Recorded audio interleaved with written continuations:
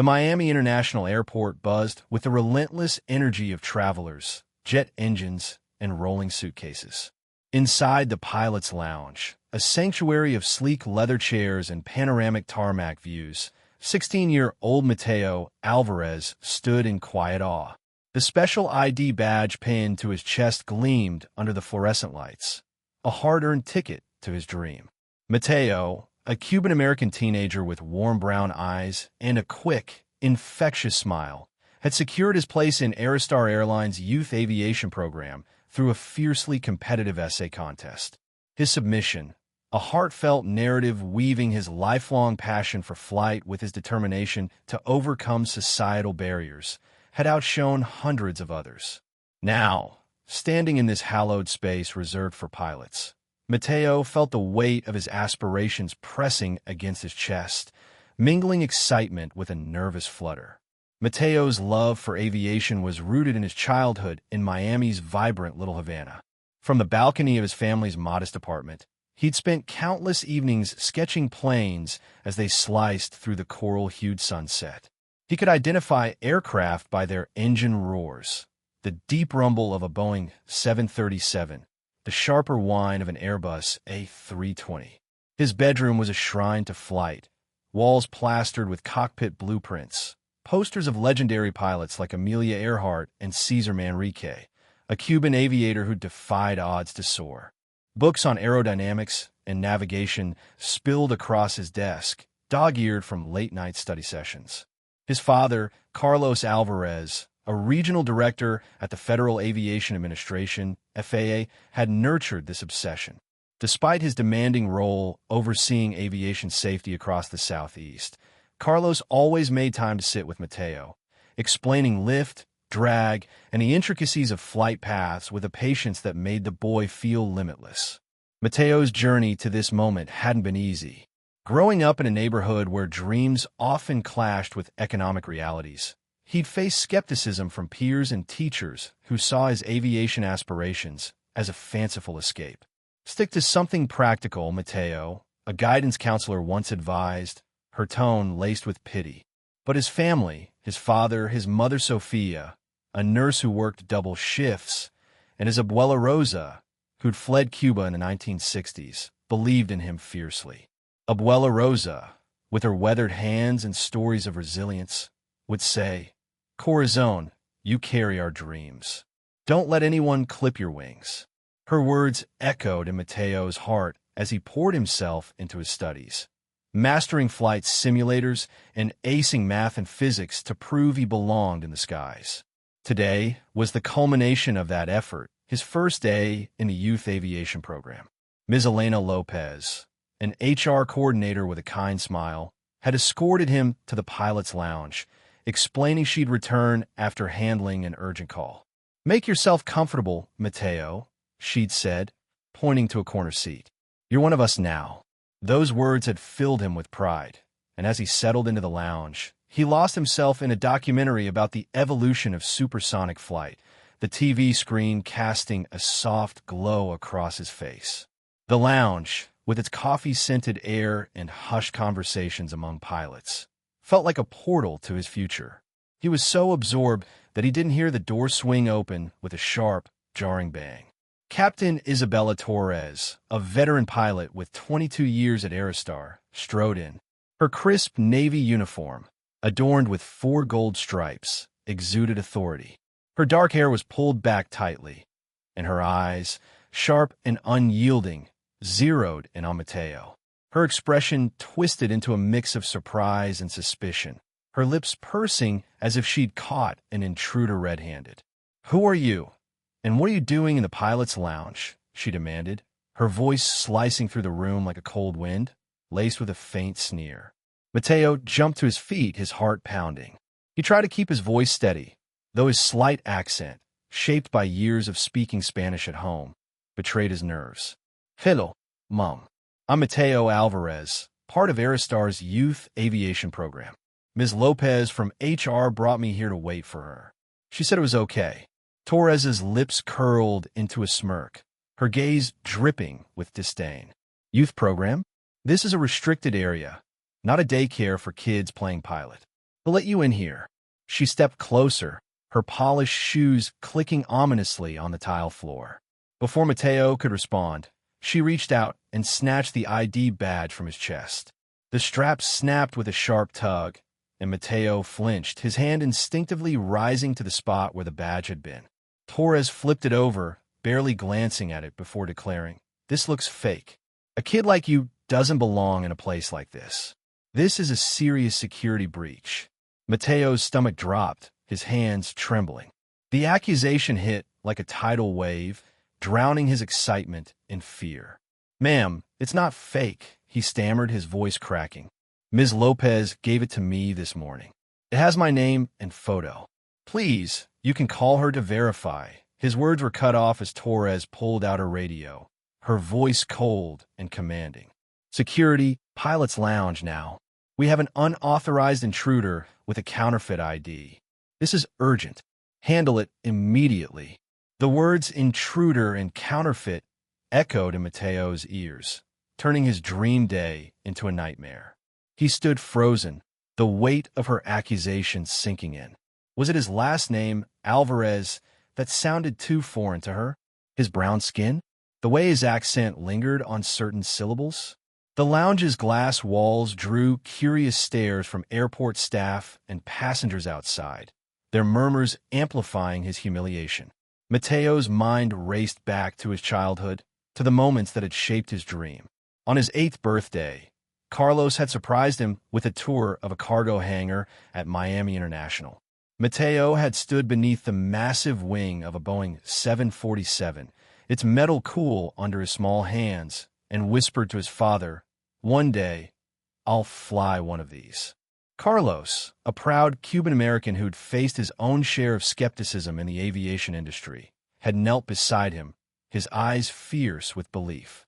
"The sky doesn't care who you are, Mijo. Work hard, and it's yours." Now, in the pilot's lounge, that dream felt like it was slipping through his fingers. Torres raised her voice, addressing the growing crowd of pilots, staff, and onlookers who'd gathered outside the glass walls. "Everyone, pay attention. We're trained to spot security threats, and this is a textbook case. He's using a fake ID to infiltrate a restricted area, possibly to gather sensitive information or sabotage operations. We can't afford to be careless, especially not with aviation security." The crowd's whispers grew louder, their eyes narrowing at Mateo. He felt like a specimen under a microscope, judged for existing in a space where he'd been invited. Mateo's voice trembled as he tried to explain, his hands gesturing toward the badge in Torres's grip. "Ma'am, I'm not a threat.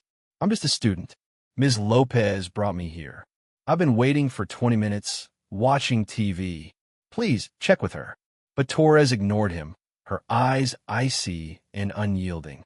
She held up his badge like evidence of a crime, her voice booming. "This is why we stay vigilant. A moment of carelessness could endanger hundreds of passengers and crew. We can't take risks with someone who doesn't belong here." The room felt claustrophobic, the crowd's judgment suffocating. Mateo's heart pounded, his palms sweaty. He thought of his abuela, who'd crossed the ocean in a rickety boat, clinging to hope. "You're stronger than you know, Corazon," she told him. He clung to her words now, trying to steady himself. Torres's mocking tone cut through his thoughts. "Go ahead, call whoever you want. I bet your parents work in maintenance or cleaning here, sneaking you in for a joyride." The cruelty of her words stung, a blatant jab at his Latino heritage. Mateo's father was a respected FAA director, not a janitor, but Torres's assumption echoed the stereotypes he'd heard whispered in school hallways about those people who didn't belong in important places. Swallowing his hurt, Mateo pulled out his phone, his fingers trembling as he dialed Carlos's number. Each ring felt like an eternity, the lounge's silence amplifying his anxiety. The crowd's eyes bored into him, some curious, others openly hostile.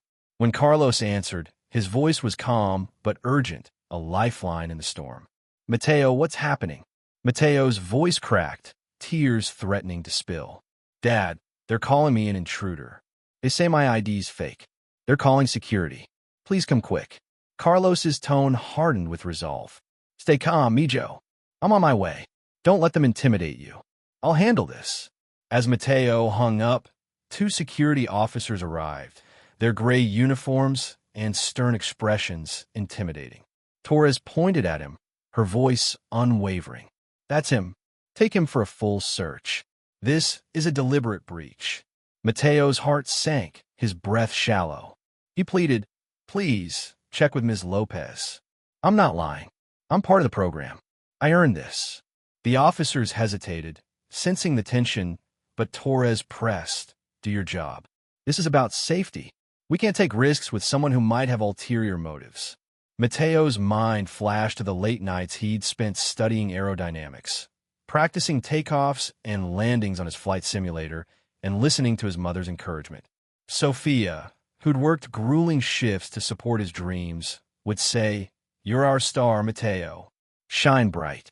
This moment threatened to extinguish that light. The crowd's murmurs grew louder, some whispering about security risks, others snapping photos with their phones, turning Mateo's humiliation into a spectacle. He felt like he was drowning, the weight of their judgment pulling him under. Just as the officers moved closer, one's radio crackled, cutting through the tension. "Stand by. A senior FAA official is en route to the lounge. Hold all actions." The words hung in the air, shifting the room's dynamic. Torres scoffed, her voice dripping with sarcasm. "An FAA official? For this kid? Ridiculous. He's probably called his cousin in baggage claim to pretend to be someone important." Her mockery drew snickers from a few in the crowd, but others exchanged uneasy glances, sensing the situation might not be as clear-cut as Torres claimed. Mateo stood rooted to the spot, his legs trembling, but his resolve hardening.